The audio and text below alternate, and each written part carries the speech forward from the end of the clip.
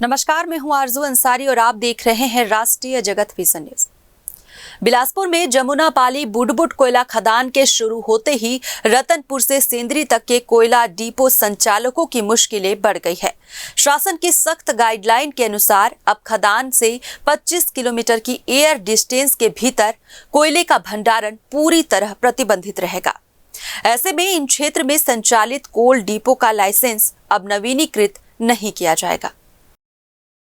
National जगत vision के संपादक मणिशंकर पांडे से बात करते हुए खनिज विभाग के सचिव स्तर के अधिकारी ने बताया कि मुख्यमंत्री और शासन का स्पष्ट निर्देश है कि 25 किलोमीटर सीमा के नियम का कड़ाई से पालन हो।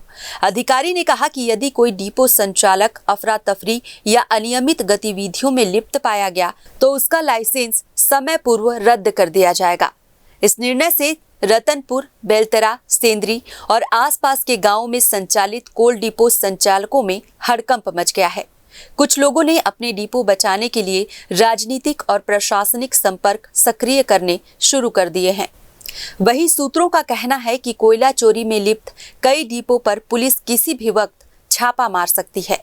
इस समय रतनपुर क्षेत्र में 8 प्रमुख कोल डिपो संचालित हैं, जिनके लाइसेंस की अवधि आगामी वर्षों तक है, लेकिन नए आदेश के बाद उनका भविष्य अंधेरे में है। इनमें Arpa fuels private limited, Coleman logistic, Jagdambe trading, जय अंबे, कोलबेनिफिकेशन, कश्यप कोल डिपो, बालाजी ट्रेडर्स, तारा ट्रेडर्स और रमाकांत मौर्य कोल डिपो शामिल हैं।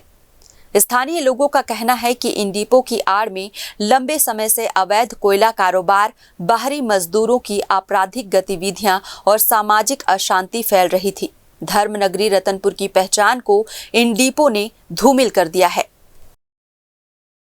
फिलहाल इस खबर में बस इतना ही। देश प्रदेश की खबरों से अपडेटेड रहने के लिए हमारे चैनल को सब्सक्राइब करें और नए खबरों के नोटिफिकेशन के लिए बेल आइकन को जरूर दबाएं। नमस्कार।